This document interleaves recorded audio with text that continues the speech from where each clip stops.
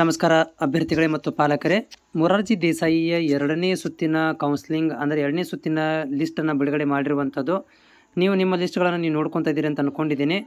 List ಇನ್ನೂ ನೋಡಿಲ್ಲಪ್ಪ ಅಂತಂದರೆ ಇದು PDF ಡೌನ್ಲೋಡ್ ಆಗ್ತಾ ಇಲ್ಲ ಅಂತಂದರೆ ನಾನು PDF ಕೂಡ ಹಾಕಿದ್ದೀನಿ. ನಿನ್ನೆ 2 ಜಿಲ್ಲೆಗಳದ್ದು ವಿಡಿಯೋಗಳನ್ನು ಮಾಡಿ ಹಾಕಿದ್ದೀನಿ, ಅಲ್ಲಿ ಹೋಗಿ ನೋಡ್ಕೊಳ್ರಿ. ಅಂದರೆ ಹಳೆ ವಿಡಿಯೋದಲ್ಲಿ ನಾನು ಲಿಂಕ್ಗಳನ್ನು ಕೊಟ್ಟಿದ್ದೇನೆ.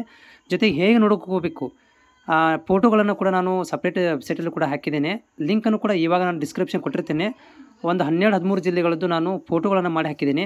ನೀವು ಆ ಲಿಂಕಿಗೆ ಹೋಗಿ ನಿಮ್ಗೆ ಯಾವ ಜಿಲ್ಲೆ ಬೇಕು ಅದನ್ನು ಜಿಲ್ಲೆಗೆ ನೀವು ಹುಡುಕಬೇಕಾಗತ್ತೆ. ಉದ್ದ ಲಿಸ್ಟ್ ಇದೆ. ಓಕೆ, ನೆಕ್ಸ್ಟ್ ಪೇಜಿಗೆ ಹೋಗಿ ಹುಡುಕಿದಾಗ ನಿಮ್ಗೆ ಅಲ್ಲಿ ಫೋಟೋ ಸಿಗ್ತವೆ. ಫೋಟೋ ಕ್ಲಿಕ್ ಮಾಡಿದರೆ ನಿಮಗೆ ಅದು ಬ್ಲಡ್ ಇರೋದು ಕ್ಲಿಯರಾಗಿ ಕಾಣಿಸುತ್ತೆ. ಓಕೆನಾ.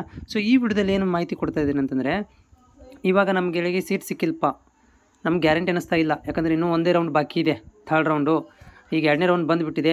ನಮ್ಗೆ ಏನು ಮಾಡಬೇಕು ಇವಾಗ ಅಂತಂದರೆ, ಯಾರೆಲ್ಲ ಅಭ್ಯರ್ಥಿಗಳು ವಿಶೇಷ ವರ್ಗದಲ್ಲಿ ಬರ್ತೀರಾ, ವಿಶೇಷ ಕೆಟಗರಿ ಒಳಗಡೆ ಬರ್ತೀರಾ ಅಂಥವ್ರುಗಳಿಗೆ ಸೊ ಕ್ರೈಸ್ ವೆಬ್ಸೈಟ್ ಒಳಗಡೆ ಈ ಒಂದು ಕ್ರೈಸ್ ವೆಬ್ಸೈಟ್ಗಳು ಏನು ಮಾಡಿದ್ದಾರೆ ಅಂದರೆ, ವಿಶೇಷ ವರ್ಗದ ಮಕ್ಕಳಿಗಾಗಿ ಅಂಥೇಳಿ ನೇರ ಪ್ರವೇಶವನ್ನು ಕೊಟ್ಟಿದ್ದಾರೆ. ಅಂದರೆ ನಿಮ್ಗೆ ಅಲ್ಲಿ ಸೀಟ್ ಸಿಕ್ಕಿಲ್ಲ. ಇವಾಗ ಮೊರಾರ್ಜಿ ದೇಸಾಯಿ ಎಕ್ಸಾಮ್ ಬರೆದಿದ್ದೀರಾ ನೀವು, ಆದರೆ ನಿಮ್ದು ಗ್ಯಾರಂಟಿ ಅನ್ನಿಸ್ತಾ ಇಲ್ಲ, ಅಡ್ಮಿಷನ್ ಸಿಗುತ್ತೆ ಅಂತ ಗ್ಯಾರಂಟಿ ಅನ್ನಿಸ್ತಾ ಇಲ್ಲ.